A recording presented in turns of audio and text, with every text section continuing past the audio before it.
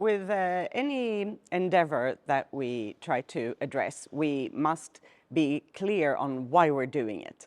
And I think it cannot be said frequently enough that flying is a necessary, maybe not sufficient, but it's certainly a necessary ingredient of economic development and has been throughout human history.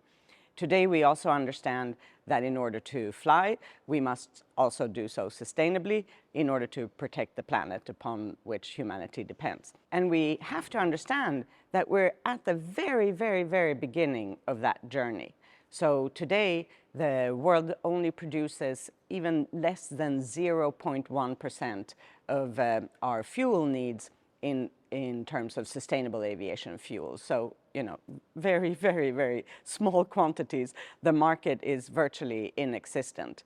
And yet we have to, we think, use large quantities of this forthcoming sustainable aviation fuel in order to achieve sustainable aviation by 2050. Markets need infrastructure.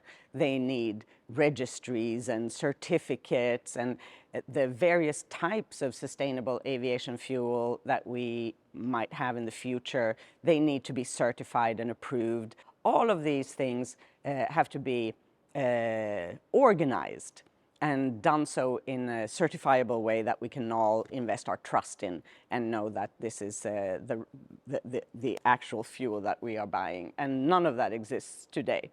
So this is where we depend so acutely upon the policymakers at this very early stage in developing new markets.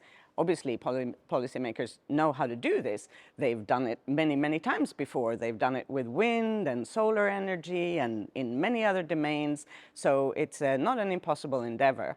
But the real pressure that we feel, of course, in our industry is the necessity to do so in the very short space that's left between today and 2050. I think, that the amounts necessary to make this happen in terms of the financial estimates that we think, the amounts of investment needed are actually not disproportionate. We think that they amount to, on an annual basis, a third of what the world is already putting in on an annual basis into new oil and gas exploration. So that looks imminently feasible. It's also actually about the same amounts that are invested annually into solar and wind energy. So there too, it doesn't look disproportionate. The only crux is that we need that support from the policymakers early.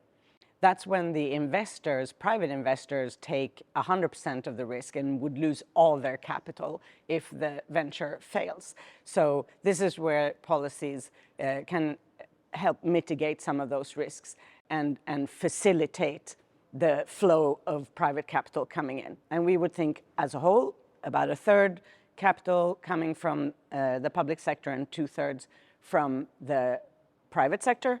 But we need that early help to get the ball rolling.